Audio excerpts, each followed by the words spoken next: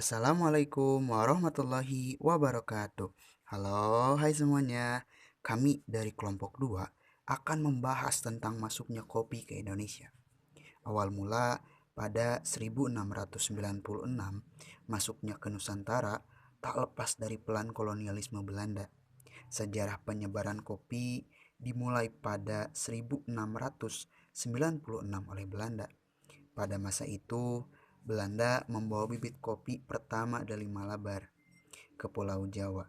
Bibitnya sendiri berasal dari Yaman. Seorang gubernur Belanda yang bertugas di Malabar, India berinisiatif mengirimkan bibit yang diketahui berjenis Arabica kepada seorang gubernur Belanda yang sedang bertugas di Batavia. Sekarang ini bernama Jakarta. Jadi, kopi Malabar yang kita kenal dan tumbuh di Provinsi Jawa Barat sekarang ini kemungkinan berasal dari India yang merupakan bibit pertama yang tercatat sejarahnya. Sayangnya, percobaan pertama ini gagal total, hingga akibatnya tanaman hancur terkena gempa bumi dan banjir.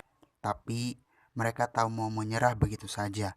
Pada tahun 1699, upaya kedua dilakukan. Kali ini, stek kopi dikirim dari Malabar. Kemudian pada tahun 1706, hasil tanaman kopi pertama di Pulau Jawa dikirim ke Kebun Raya Amsterdam untuk diteliti.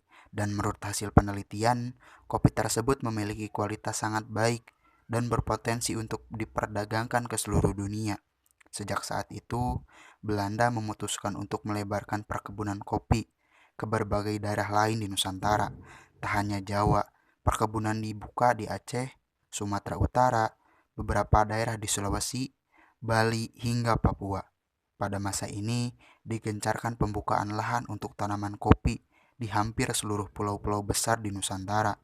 Optimisme yang kuat bahwa kopi mampu tumbuh subur di Nusantara ternyata membuahkan hasil yang bisa kita nikmati hingga saat ini. Ternyata cobaan masih dialami oleh perkembangan kopi di Nusantara.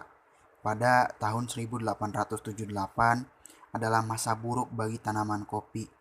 Tanaman kopi diserang oleh penyakit karat daun atau Hemilia patratrix. Hampir seluruh perkebunan kopi di dataran rendah terkena penyakit ini, dan rata-rata kopi yang ada pada masa itu adalah Arabica.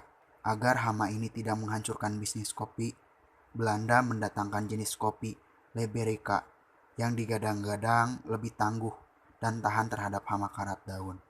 Liberica sempat menjadi primadona karena mampu menggantikan Arabica. Harga kopi ini juga sama bagusnya dengan Arabica di pasar Eropa. Namun, kejayaan ini tak bertahan lama karena Liberica juga terkena hama karat, daun, dan gagal panen.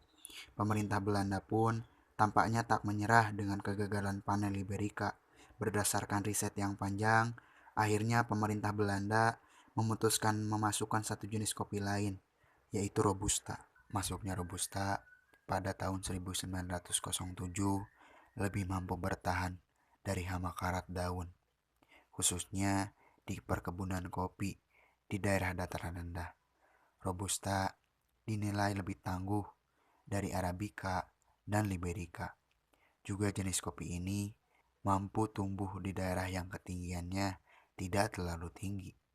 Pada tahun 1945, seluruh perkebunan kopi diambil alih oleh pemerintahan Republik Indonesia dan menjadi salah satu komoditas terbesar di negeri ini, yaitu Aceh Tengah, Sumatera Utara, Lampung, Bali, Papua, Flores, Jawa Barat, Jawa Timur, Sulawesi Selatan, dan banyak daerah lain yang berhasil menjadikan daerah penghasil kopi terbesar di Indonesia.